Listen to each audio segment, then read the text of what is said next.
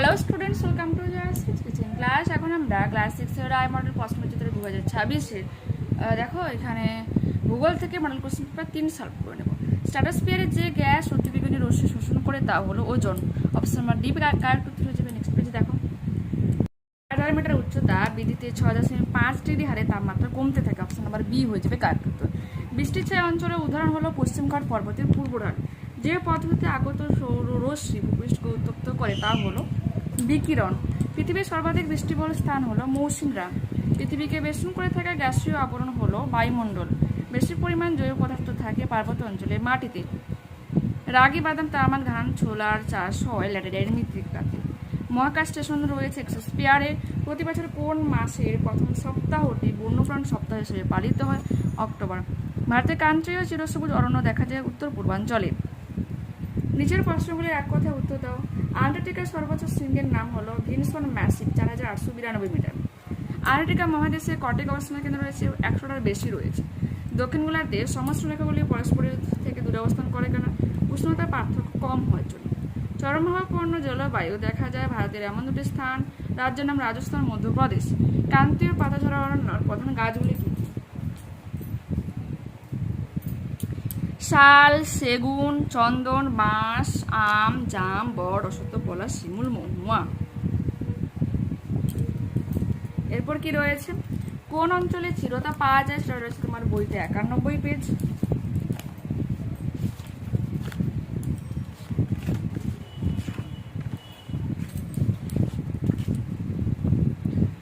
লিভারের ও পেটের অসুখ সারিয়ে তোলে মেঘালয়, হিমালয়ের পার্বত্য অঞ্চলে পাওয়া যায়।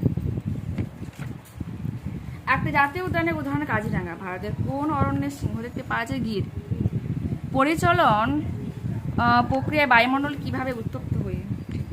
167 পেজে দেখে নাও পরিচলন।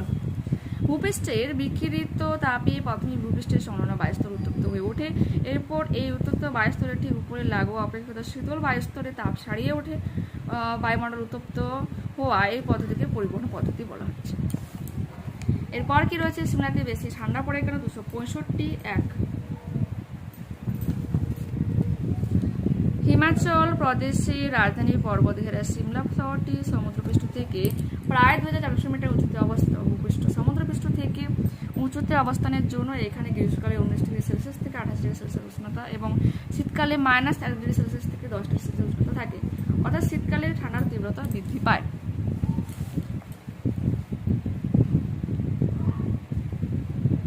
মেঘালয় চেরাপুঞ্জিতে প্রচুর বৃষ্টি হওয়া সত্ত্বেও চাষবাস বিশেষ করা যায় না কেন? 86 পেজে দেখো।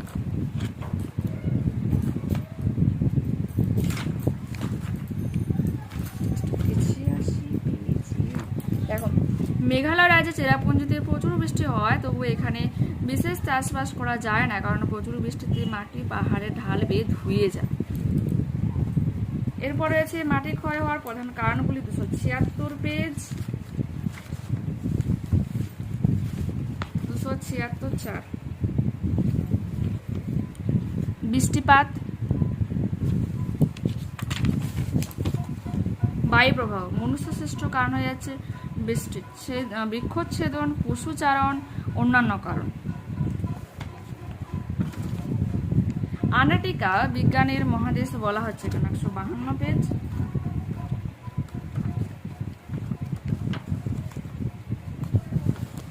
তো এখান থেকে করে যাবে 1957 থেকে এখান পর্যন্ত।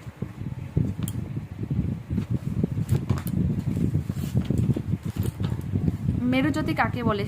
153 পেজ এটা রয়েছে। এই যে এখানে রয়েছে, এখান থেকে এতখানি করবে।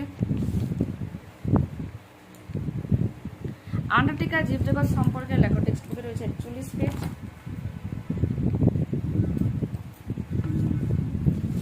এইখান থেকে করবে, এইখান থেকে এতখানি।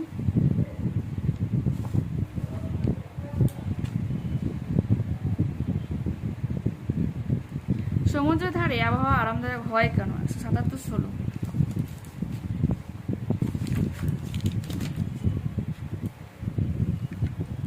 উষ্ণতার প্রসর কম, আর্দ্র সমুদ্র বায়ু।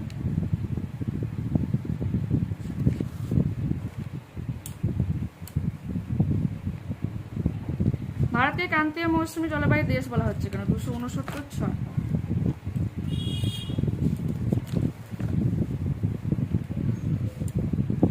করে নেবে এখান থেকে এত।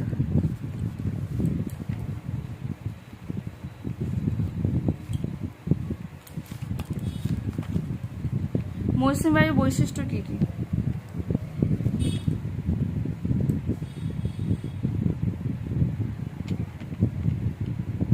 করে নেবে। পশ্চিমী ঝঞ্ঝা 268 8। সংজ্ঞা নামকরণ বৈশিষ্ট্য।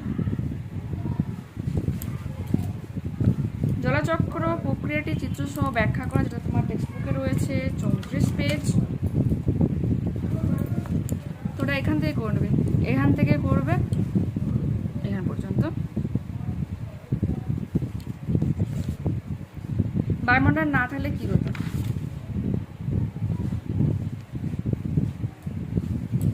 দেখে নাও, টেক্সট বুকে এটা রয়েছে 32 পেজে। তো নেক্সট ক্লাসে আবার দেখা হচ্ছে। যারা চ্যানেল নতুন হচ্ছে অবশ্যই তোমাদের কাছে রিকোয়েস্ট থাকবে চ্যানেলটাকে সাবস্ক্রাইব করে নেওয়ার জন্য, বন্ধুদের কাছে ভিডিওকে শেয়ার করে নেওয়ার জন্য। যদি এই ভিডিওটা তোমাদের ভালো লেগে থাকে তো প্লিজ একটা লাইক বাটনে ক্লিক করে নিও, হাই বাটনে ক্লিক করে নিও এবং কমেন্টে তোমাদের মতামত জানা যে অ্যাকচুয়ালি এই ভিডিওটা তোমাদের কেমন। ঠিক আছে, টাটা, বাই।